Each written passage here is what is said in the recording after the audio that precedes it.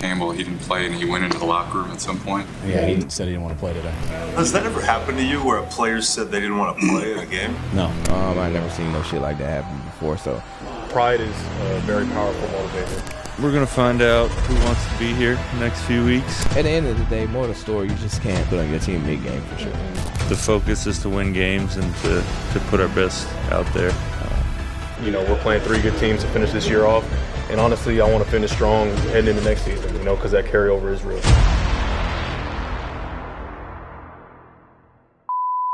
The San Francisco 49ers season getting into the playoffs, that hope has died. With the 49ers having an atrocious, gutless loss going up against the Los Angeles Rams, a division rival, with their season on the line, the boys, they couldn't pull it off. And so now the page looks to be turned into the offseason, and there's a lot of buzz going around already talking about contracts, positions that need to be addressed, coaching changes, all the above, with the 49ers now looking into the 2025 season. So back at it, talking 49ers football. Let's get into it, y'all.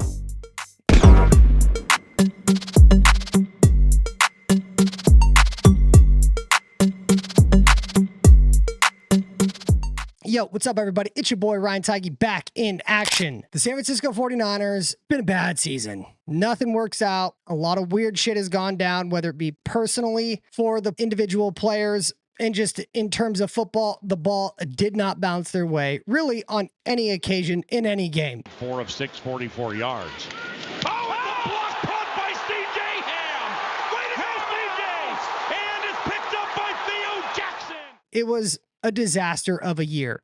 And there's a couple things I think that are worthwhile touching on. There's really no need to recap or review the Rams game. Anybody that watched on Thursday Night Football, it was a choke artist game. The offense, they did not show up on any level. It was a disaster, and the offense was the one that should bear full responsibility for that loss. They didn't make anything happen. Nothing. And it was just bad. It was bad all the way around. And then, of course, the infamous Devondre Campbell situation, not wanting to play. My 2 cents about that, fuck that guy. And what drove me kind of crazy following the game is I love what Mooney Ward said. If he didn't want to play, he shouldn't have dressed out. He could have told him that before the game. So I feel like there was some sucker shit that he did. So for him to do that, that's some sucker stuff to me, in my opinion. Like, probably gonna get cut soon. So, it is what it is with that. I love that Kittle talked about it. Look, if you're on the roster, you're suit up, you're expected to play. It wasn't for this organization. It wasn't for this team. And no, that's on him. It's hard to win football games when someone doesn't want to play football, especially when you're suited up. And it kind of puts you down, especially when you lose 2 linebackers and, could address another one. But one person making I think Mooney said, a selfish decision, and I'm with Mooney on that. And I've never been around anybody that's ever done that. And I hope I'm never around anybody that does that again. Even though you could tell players were still tiptoeing around it. But a guy like Fred Warner said he'll keep it in the building. How does that sit with you? Yeah, I don't really want to comment on it much. I'll probably just keep it in-house. That's all I'll say about it. Why? That guy, why would you not want to speak out about how this is not our culture? Because now you see guys like Colin Cowherd in the national media saying the 49ers aren't just a bad team. Suddenly now San Francisco's not just old and expensive and brittle. They got a culture issue. For anybody that actually watches the team, keeps up with the team, watching pressers, everyone knows this is a one-off circumstance specific to that individual, i.e. Devondre Campbell. I wish more players would just speak their mind about it, rather saying they're going to keep it in-house, because even before the 49ers started making any moves to get rid of the guy, he wasn't going to be on the team. That is not something that's acceptable. Some recent news came out that I'd never heard before. I believe it was Jay Glazer that spoke about it on Sunday morning. John Lynch has an alternate identity, Red 47, obviously referencing his playing days with Tampa Bay Buccaneers. Red, his number is 47. We get all that. But apparently he was the one that confronted Devondre Campbell on the sideline and kicked him off. What really happened down there? They started seeing about the second quarter, he was refusing to go in. So John Lynch actually went down there in the fourth quarter and confronted him on it, saying, you don't want to go in the game. You're refusing. Yes, it was Lynch who sent him in the locker room. By the way, I got players who called me after and said, hey, we've heard you talk about this alter ego of John Lynch, this 47 Red character. Man, we saw it. That dude is crazy. Kudos to John Lynch. I love that. As a former player, specifically a Hall of Fame player, what else would you expect? I absolutely love that news came out that John Lynch was heated and booted that piece of shit off the game. Especially, the Niners were still well within the ability to win that game. It was a tight, close game, and they had to put in banged up players because he wanted to be selfish. But the tea leaves were there prior to it. I know there's a lot of other videos talking about Devondre Campbell, but the fact that he wants to be that selfish when a player levels above you comes back to being healthy, it's just insane. It's literally insane, and I love what the Niners are doing. The high note that we all got to witness, Dre Greenlaw. And the reason I bring him up, obviously a lot of people are talking about the 2025 season. Dre Greenlaw, I think it is undeniable at this point, because he is on a contract year. The 49ers, they need to lock up Dre Greenlaw. Yes, he is now in a higher risk of injury category, but there is no question what his performance was through basically a half of a football game. Outside of Fred Warner, a couple games, that was the best linebacker play we've seen. And that tandem together, you see it, even with his first game back after not playing for 10 months, you see it. Him and Fred immediately become the best linebacker duo in the NFL. So the 49ers, I think it's pretty obvious, they need to lock him up and re-sign him to another contract.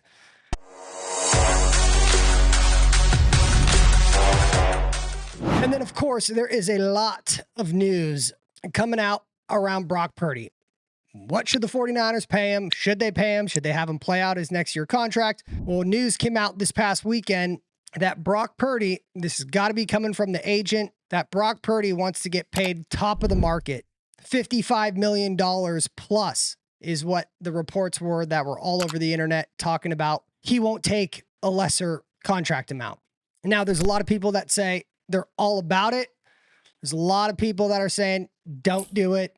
He should get paid X amount, not 55, not 55 plus million. I'll leave that for offseason debate. And there'll be a lot of videos about Brock Purdy and what his contract and how the 49ers can structure it, because there's a lot of things the 49ers can obviously do. How many years on the deal? Really, the only thing that matters is total guarantees. So what could they do with guarantees? And we all know the 49ers, they're hard negotiators, which some could say that's part of the reason the 49ers had issues this year, is because they had a lot of offseason bullshit that went on that definitely bled in to this season. You can't afford a Lamborghini, you can't have one. Me personally, I didn't think it was going to be as big as a factor as I think it actually ended up being. But the one thing I will say, when you see a guy like Josh Allen play, I don't know, as an organization, and I understand there is a market rate, be who you can afford to be. Brock Purdy, he's won a lot of games. He's been to multiple NFC championship games. He's been to Super Bowls. But this year has shed some light showing that narrative that I absolutely hate, that I don't necessarily agree with.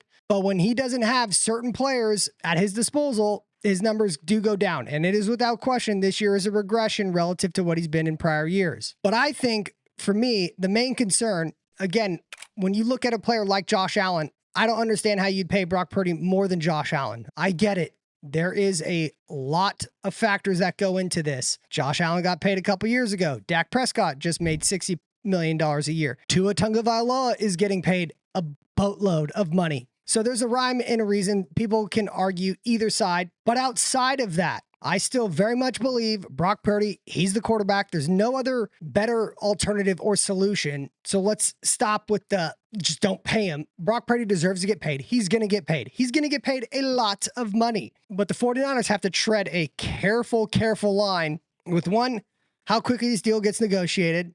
And two, when you get paid $55+ million a year, you cannot be the quarterback that just has an okay game and your team lose. You can't say any of that. Oh, we just didn't execute good enough. Got to execute better. Got to stay on the field, find a way, and we didn't. So nobody will care if you get paid top 5 quarterback money in the market. Expect a lot. You think a lot of heat is on Purdy now? Every game, whether it's a great game or a bad game, a lot of people talk about him, and there's still a lot of people, mostly in the national media, that want to see Brock Purdy fail. Argue about it for 2 years, and I'm the bad guy because I don't think he's franchise quarterback.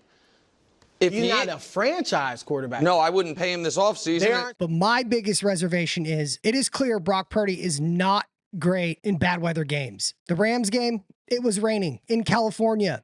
Didn't play that great. The only exception to the rule when Brock Purdy's been in a bad weather game that he's able to battle back, hasn't played good throughout, was last year in the playoffs against the Green Bay Packers when it was raining.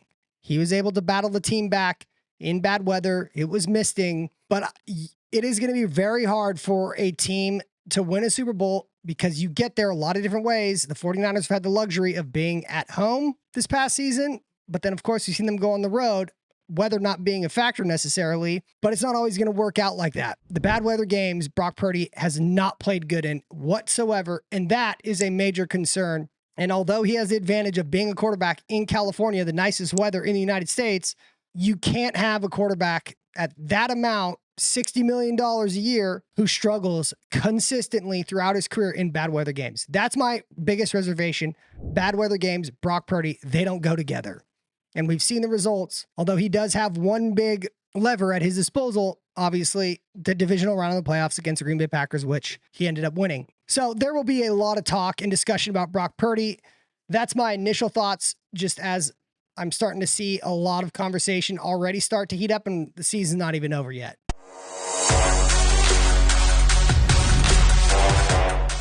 And so when I just look through 15 weeks of NFL football, the 49ers, there's some obvious ones. Yes, they need to bolster the trenches. They need offense and defensive line. I mean, my God, both have been subpar. I would say more so, obviously, on the defensive side of the ball. Defensive line hasn't been good. And for as good as Nick Bosa is, and he is a absolute superstar stud, he still does not have the production of like a TJ Watt. Every time I watch TJ Watt play, that guy is disrupting the game. Myles Garrett, same thing. And yes, you could talk about the pieces playing alongside of him, but Leonard Floyd is a pretty solid piece that we've seen who hasn't missed any games, and still the lack of production in terms of just sack numbers for guys getting paid $34 million a year needs to get better. And so the 49ers, they need to address their defensive line. But one of the things I'm thinking about that I don't see a lot of people talking about, the 49ers and their receiving core. The book is out on this receiving core. They struggle with press man coverage. You see it now every single game in the 49ers. They struggle with press man coverage. Ricky Pearsall, I believe it was the Tampa Bay game. He was talking to an ex-player who was on the field. He said that he knew he was there for the 49ers to beat press man coverage. We can't really grade Pearsall all that much because, one, he hasn't really been relevant in this offense. And of course, prior to the year getting shot, absolutely insanity. So it's hard to judge Ricky Pearsall and the player that he can become with a full offseason, full training camp, full preseason, all the above. But the 49ers, when you think about what they just paid for Brandon Ayuk, it is no guarantee that Brandon Ayuk is going to come back with that massive injury he has had on his knee, that he's going to come back and be the same player. That's just not a fact. You pray for it. You hope for it. Every 49er fan, definitely every person in that building prays Brandon Ayuk can get back to the level he was, because he was the only man beater. The 49ers, they do not have a receiver that has speed that can beat man coverage. They don't have it. And it's been a glaring issue all this year. And the problem is they just put a first round draft pick on a receiver in Ricky Pearsall last season. So there's a high likelihood they're not going to do it again. Now, they could find a receiver later on in the draft for sure, but they don't have a blue chip receiver right now. And it is clear as day. Deebo Samuel viciously regressed. Juwan Jennings, absolute beast. Doesn't have great speed, although he catches about damn near everything. And then Ricky Pearsall, MIA. Truly, the two most reliable people on the 49ers team throughout the entire season, it's two players, Juwan Jennings and George Kittle. And that also might be something the 49ers want to lock in, is George Kittle as the 2025 season. He'll be on the last year of his deal, I believe. But the 49ers, they need like their own Nico Collins. They need like a Mike Evans. They need one of those guys who's got speed, length, and can beat fucking man coverage. So maybe that's something they can address in free agency, although it's probably going to be tough with players, how expensive the receiver position is. But nonetheless, you get what I'm trying to say. So I just had to jump on here. This season it's been a disaster, and it's good to understand what happened, what were the reasons for it. And it will be interesting to see how the 49ers front office address this, because all these players, any team that has success, let alone consistent success, like the 49ers, players come out of the woodwork demanding money. And that is what's happened. It happens to every team who sustains success. A lot of players want to get paid what they're worth. But the problem is, for this year, for the 49ers, those players that wanted all this money, they got hurt and have been unavailable. And of course, the most notable were Trent Williams, Christian McCaffrey, and Brandon Ayuk. So I'll be really curious to see how the front office address it. Kyle obviously needs to have a little reinvention of himself, but the expectations for the remainder of the year, I know people say the 49ers, they should lose every game because that will just get to a better draft pick. I am not in that category. I don't like to watch the 49ers play and lose. Yes, it will affect their draft pick. And with really, they're not playing for much. I understand that argument, but me personally, I just want them to win football games. It makes me fucking happy to see the 49ers win. So good news is a lot of young players, they've gotten some good reps. We've seen some fucking stars come out. Guys like Renardo Green, Dominic Pooney, obviously. But we've also started to see some regression from some other players in some key spots that hasn't been great. Deebo Samuel, Jair Brown. So the 49ers, they're going to have a lot to address. Been a long, tumultuous season. They got 3 games remaining, and I hope the Niners win every fucking one of them. So just had to jump on here, give my 2 cents, give my 2 thoughts. A couple topics that I'm seeing new news is coming out. So yeah, not the best season for the San Francisco 49ers. And they fucking have to bounce back. Everyone talks about this goddamn window in this Brock Purdy contract. That's going to be a big part of it. So, all right, y'all. I'll be back, but until my next video, make sure you like, comment, subscribe. You know the deal. Hit me up. Peace.